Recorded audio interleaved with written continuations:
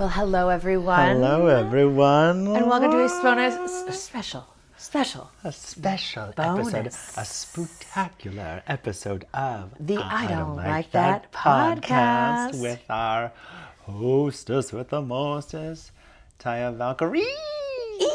Screeching like a witch that I am. And our scary spooktacular Bobby Blueberry. Bobby Blueberry. Hi guys. Hi guys. Happy Halloween. Happy Halloween. It's happening. It's happening. Oh my gosh, my favorite day of the year. It's my favorite. It's my birthday. Every at midnight, my husband always goes, "Happy birthday." It literally is. We've been counting down the days. And when we started this podcast, we were already talking about Halloween. I do not work this day. I have been off. I don't think I've ever worked Halloween in my entire life. And this is my first full Halloween and Halloween weekend off in years. And you've never done what we're going to do tomorrow. No. Which is the infamous West Hollywood, I don't know if they call it a parade, carnival. I saw that it was called like a Halloween carnival, and I've never been so excited in my life. They close down the streets. We love a carnival. Oh, we love it. It's like a pride, but like all in like one day.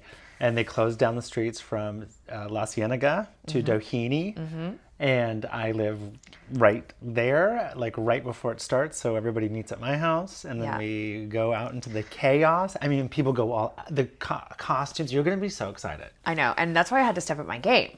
Yeah, I'm such a decorator that my costumes are always last minute, and my costume isn't going to make it today. No, it won't make it. I'll just have to have it for the house. My costume is Fiero.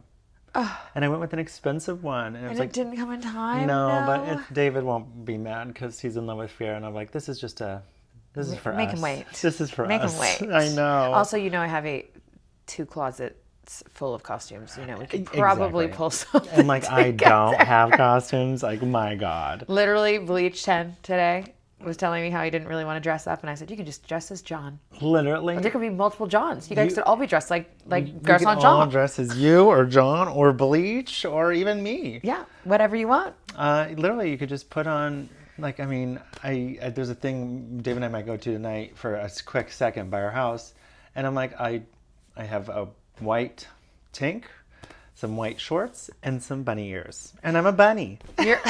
I'm a bunny. And you have that fake blood that you left here, so maybe you could be a dead bunny. I could be a dead bunny. I could have a dead bunny. I have plenty of fake blood, so you can hang on to that. Oh, thank you so much, because I needed it today, because I was working on our outfits for Halloween. I hate her costume. Listen, we decided to go with a full Alien Earth theme for our family.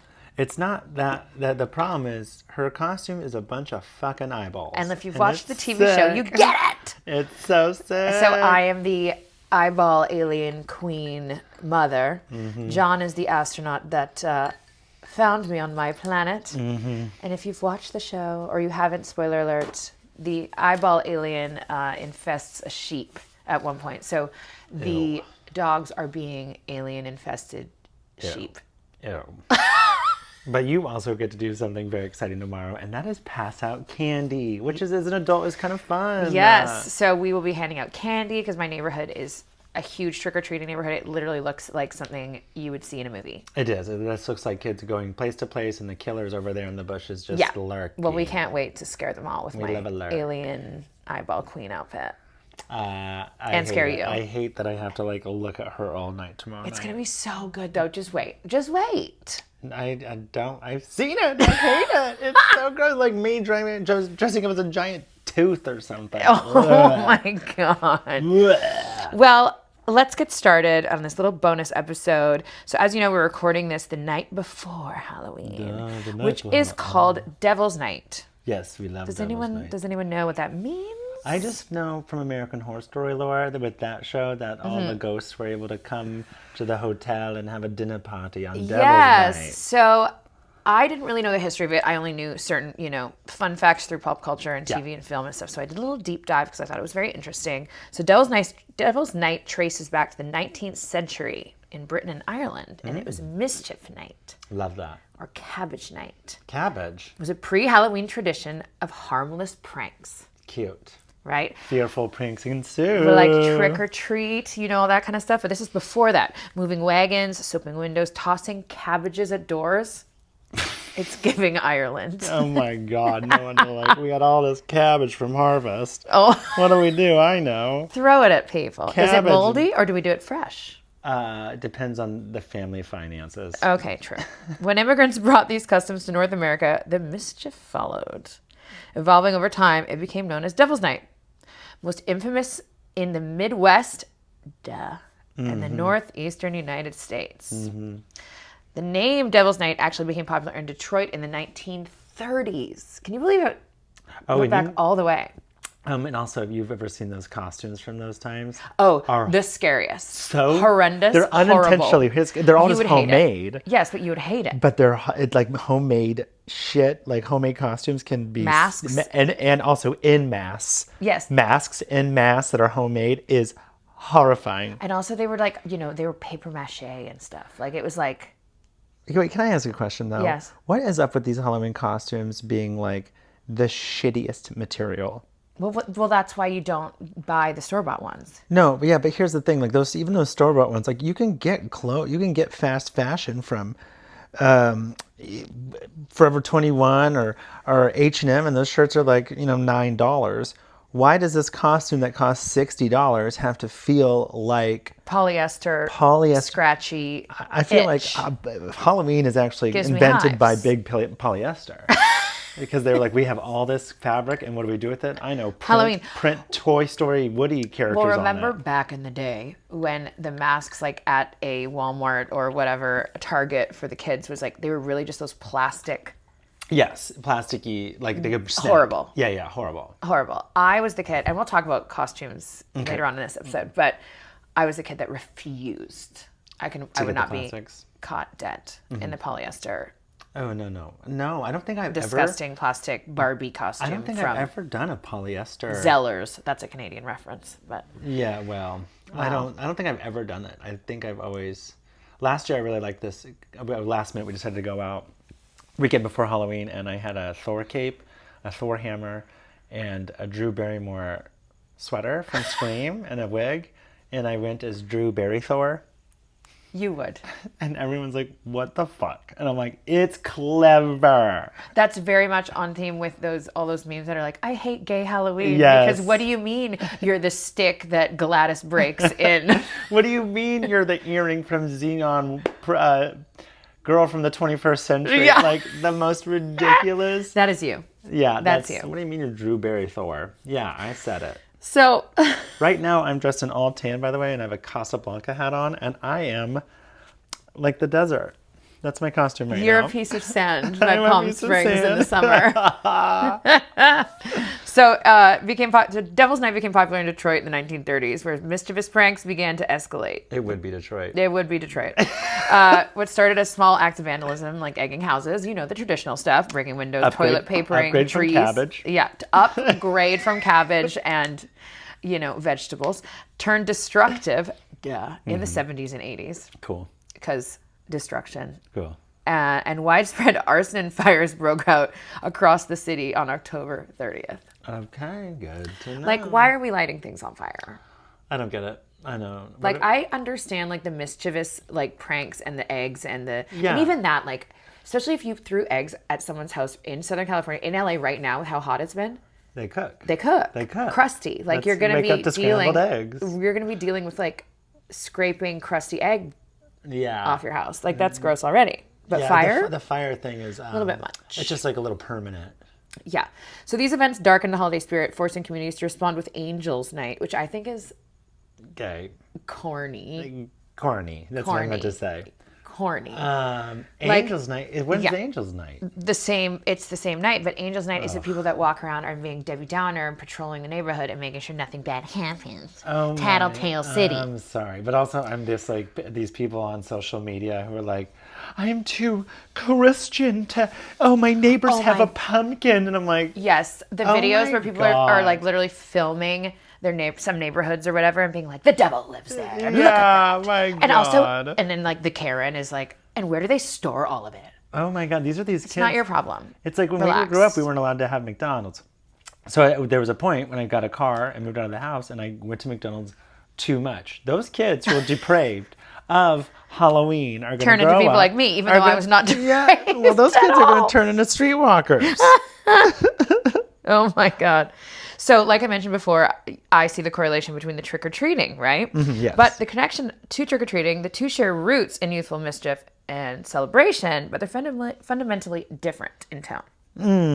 Trick-or-treating evolved from old European tradition like souling and guising, where children went to door in costume, offering songs or prayers for treats. Also, okay, real quick, if you listen to this and you're one of those people that gives a prayer card instead of candy. I knew this was coming. This was coming. I want you to jump. When I wrote this, I was like, oh, Bobby and the prayer cards. Oh Bobby my God, we got some prayer cards in my neighborhood growing up. Yes. It was about exchange and playfulness. Yeah, not being destructive and lighting things on fire. You give me a prayer card, I'm lighting your house on fire. So in many ways, like the organized and the fun of trick-or-treating became society's cheerful way of reacting to Devil's Night's darker tendencies. Pass. So today's day and age, Devil's Night has mostly faded into folklore, replaced by pumpkin parties, haunted houses, and candy hunts. Fun.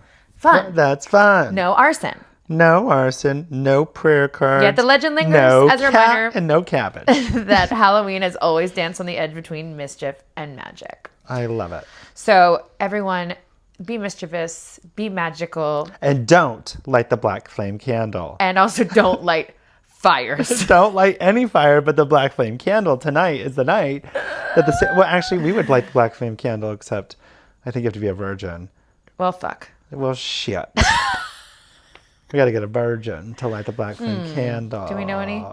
No. I don't think I know any virgins. Well, we're screwed. Yeah, well, we just won't meet the Sanderson sisters this year.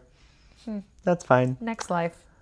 But yeah, I just wanted to give everyone a little history on that because I think it's interesting. And it all started with cabbage. So here we are. And that's where I go into the next thing because we all know about jack-o'-lanterns, right? Mm-hmm.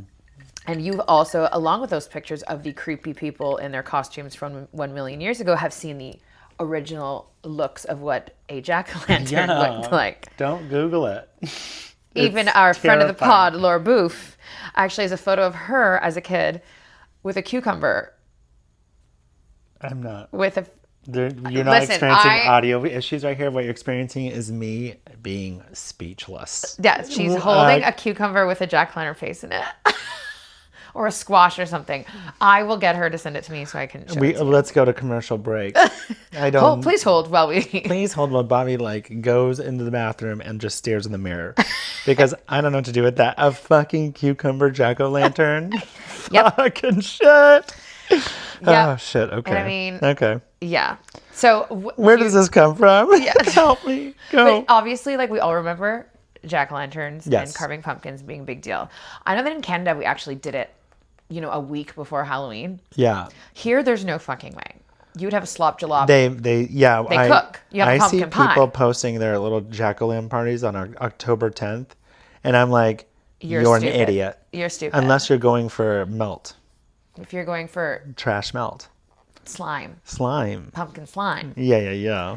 Gross. I remember a couple years ago, John and I carved pumpkin 2 days before Halloween. Yeah. And by Halloween, it was... Slopped. And it withered, and it collapses in on itself. Yeah, just put a pie out at that point. And so from now, unfortunately, we would just have the plastic ones from Home Depot. What are you going to do? I mean... Guess what we have to replace? Batteries. Oh, good. That's it. Cute. So, the story of jack-o'-lanterns actually begins not in America, but in Ireland and Scotland, where people once carved faces into turnips, beets, and potatoes to ward off spirits. And perhaps a cucumber in the UK for our Miss Laura. Oh, Jesus. This is what I imagine how this worked out. I don't know nothing about her life or her mom, but it's the mom's here's her TV dinner and here's a cucumber. Happy Halloween. Listen, we're going to carve cucumbers. Adorable in this photo. And she's got a cigarette hanging out of her mouth that's ashing into the soda pop. The photo is iconic. I got to see it. We gotta, So the practice was inspired by the legend of Stingy Jack, a mischievous man who tricked the devil and was condemned to roam the earth with only a burning coal inside a hollowed-out vegetable. Fuck! Oh my god! And they were like, finally, somebody figured out the vegetable thing is hilarious. The vegetable thing is hilarious because it's like also like how big are these? Only a pumpkin is the size of a head. And also, a turnip? only a pumpkin. How big are these turnips? No. Where are you putting the flame? No. Where's the candle? Yeah, there's something flawed in the lore, but that's fine. Speaking of which, unless back in the day they were just bigger. No, things are so much bigger now because of hormones. We need to time travel. We need to time travel and check these things out. Speaking of which, I just rewatched Sleepy Hollow. Have you seen it? Yes. Tim Burton, Christina Ricci, Johnny Depp. That movie is so Were there any good. turnips? Not a turnip to be seen. Potato? Probably somewhere in the background. Beet. Not a beet. But that movie slaps. And it's also one of those movies I haven't watched in years, and I'm watching it, and I know that movie word for word. I watched it so many times as a teenager. Oh my God. God, it's good. Everybody go watch it if you haven't seen it. And if you have seen it, it's worth a rewatch. Yes. Yeah. It's on my list to rewatch this year, and I haven't gotten around to it. It's so good. God damn it. So these jack-o'-lanterns were placed outside homes to scare off Jack's restless soul and other malevolent forces on All Hallows Eve, Halloween. Cool. When the Irish and Scottish immigrants came to North America in the 1800s, they discovered the pumpkin. There it is. You guys, a new look at fruit this. of the new world. Look at this. That was larger, softer, and far easier to carve than a root vegetable. Wait, is a pumpkin a fruit? Huh. I mean, it has seeds. Do vegetables have seeds? Yes. Yes. What? Oh God. Because the cucumber has a seed, and that's a vegetable. Uh-huh. Tomatoes, though, are on the On the cusp. spectrum. On the vegetable spectrum. The vegetable fruit spectrum. Bananas are fruit. Yes. But what are pumpkins? I know, but they were carving things that were coming out of the earth. Is that the name of this episode? Ground. What are pumpkins? What are pumpkins? Well, they were carving literal root vegetables, right? In the ground, and pumpkins are grown above ground. They are. Oh God. Okay, we could spend the next hour on this, but this is a shorter episode, so we'll just move on, and you can Google. So these were obviously easier to carve, and the pumpkins replaced the turnip as the centerpiece of Halloween celebration. Okay, good. I'm Thank glad I wasn't God. around for that. Yeah, I don't know. I think that next year we should try and carve turnip potatoes.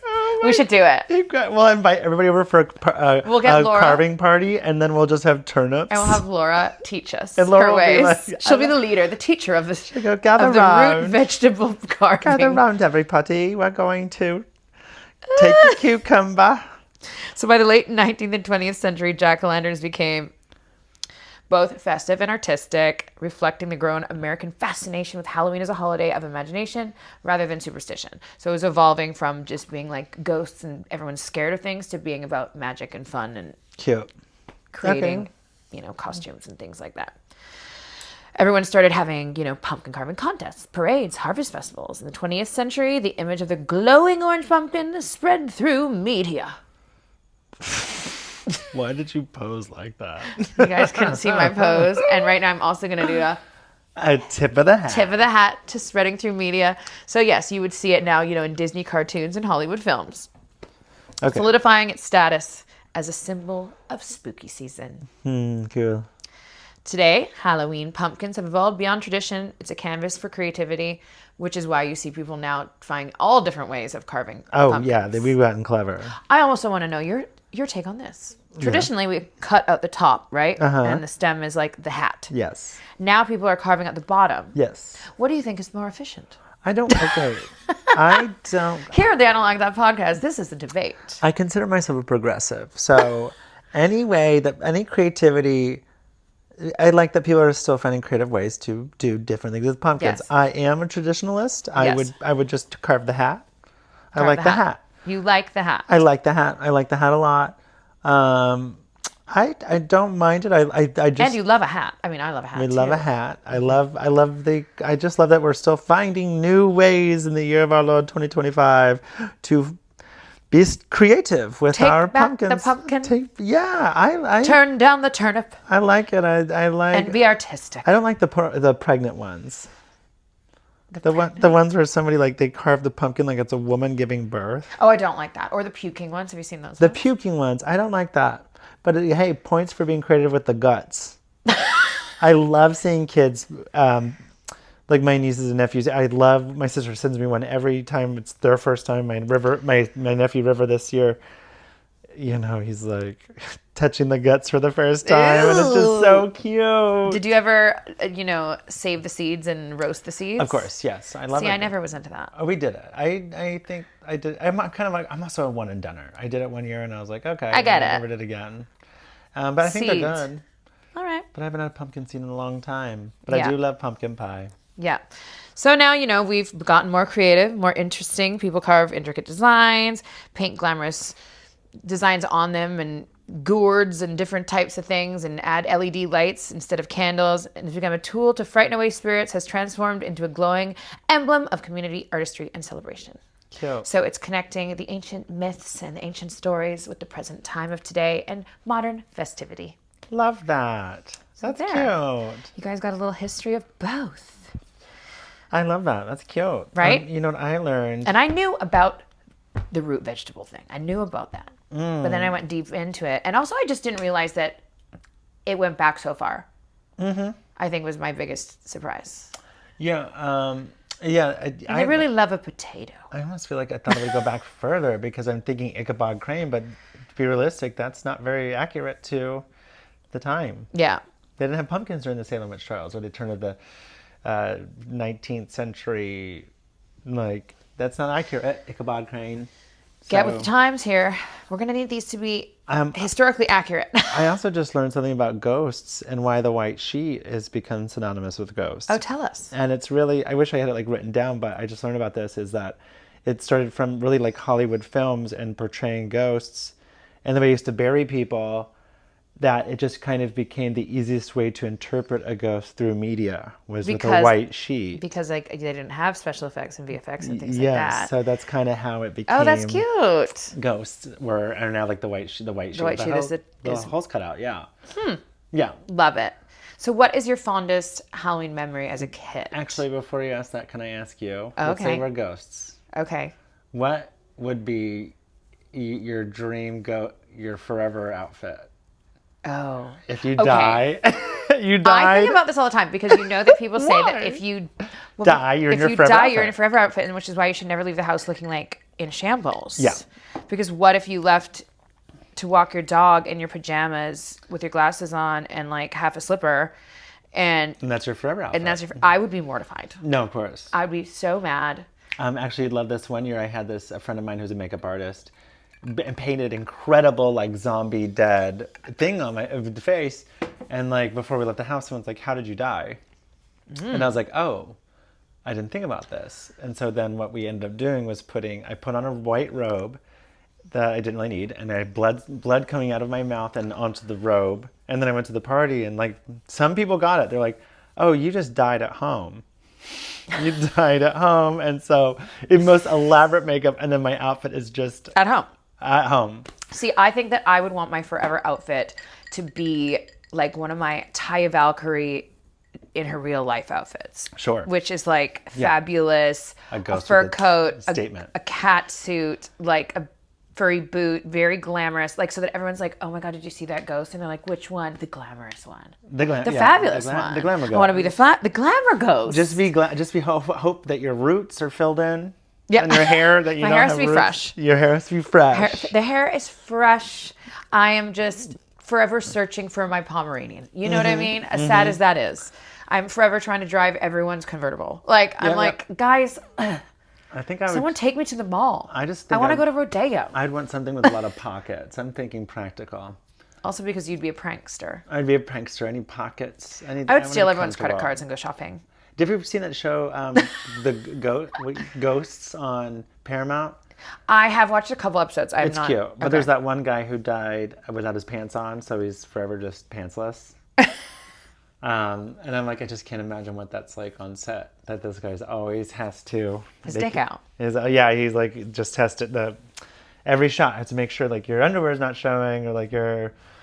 Because it is also, he's supposed to be like, he's not supposed to have underwear. we've never seen, but he's supposed to have given his pants to somebody before he died.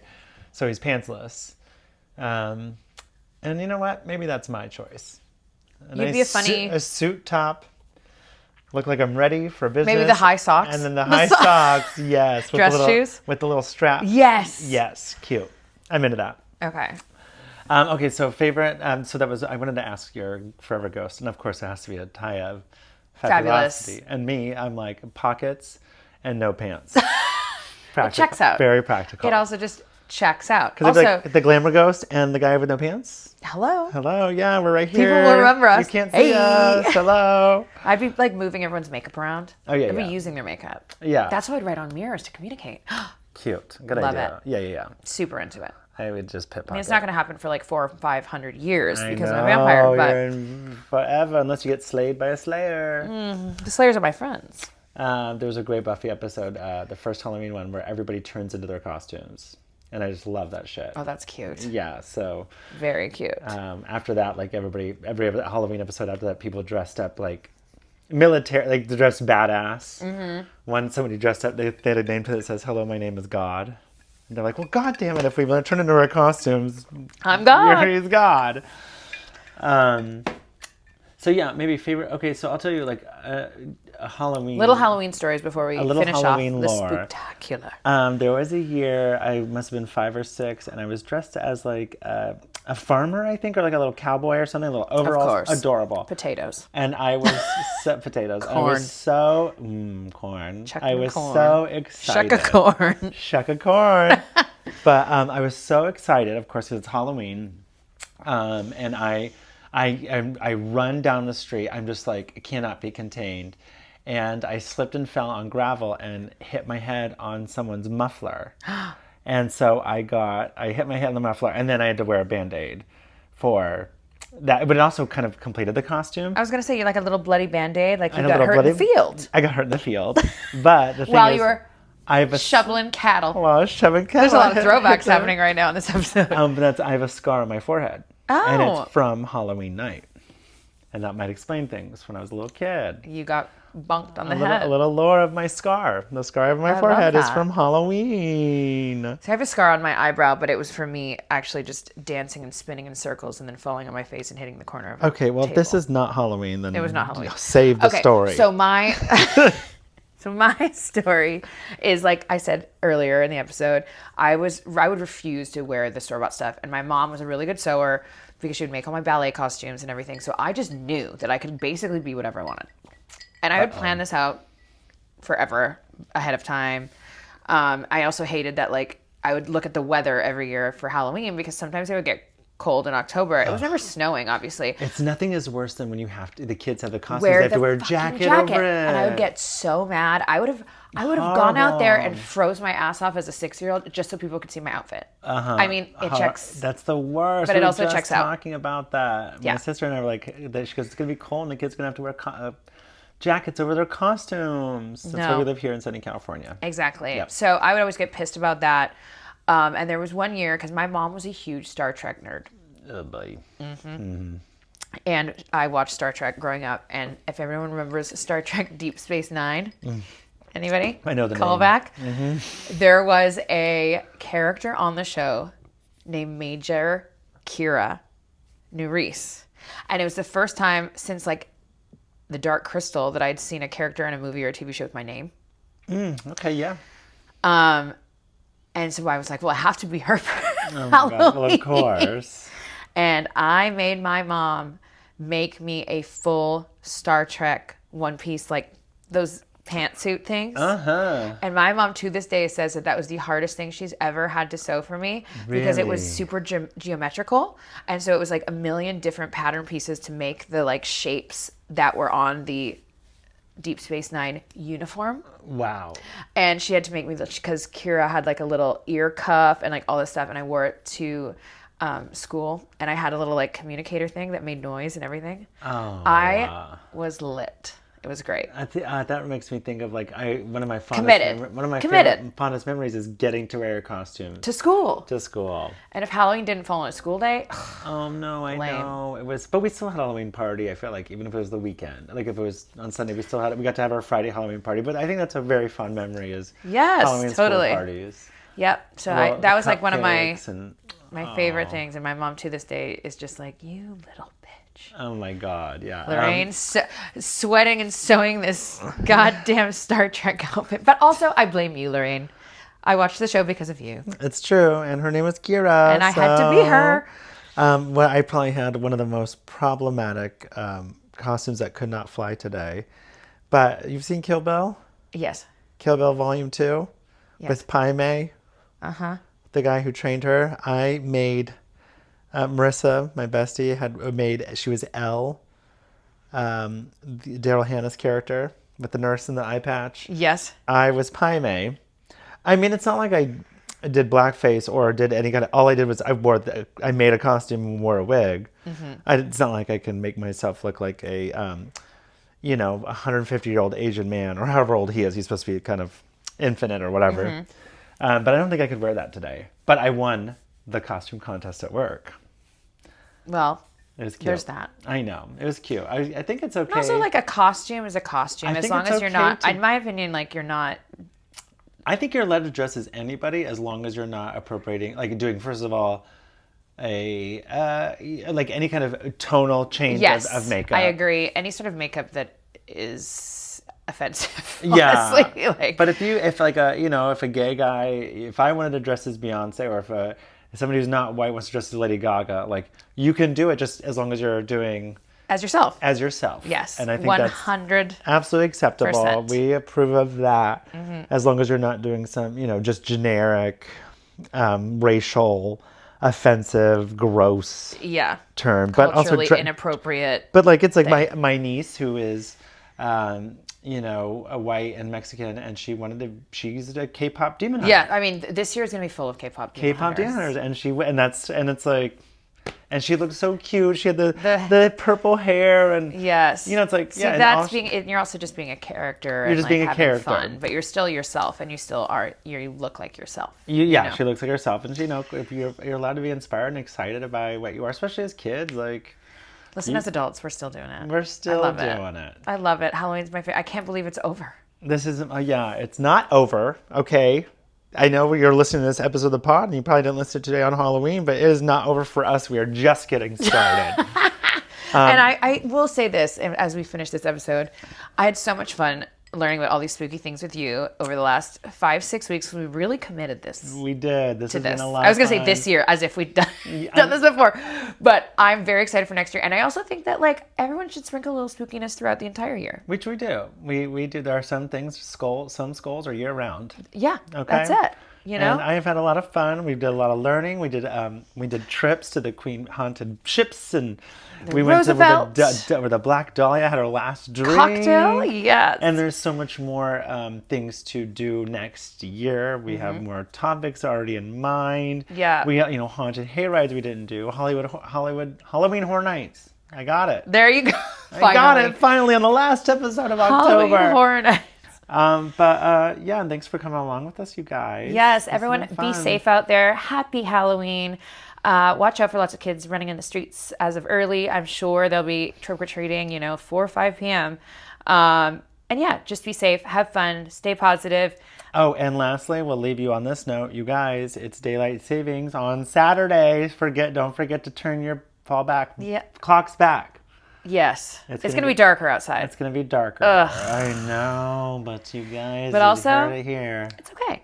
It's okay. It's okay. So, happy Halloween. Happy Halloween, my loves. Happy Halloween, my fans of the I Don't Like That podcast. This has been Taya Valkyrie. And Bobby Booberry. And we will see you guys next time. Woo. Wow.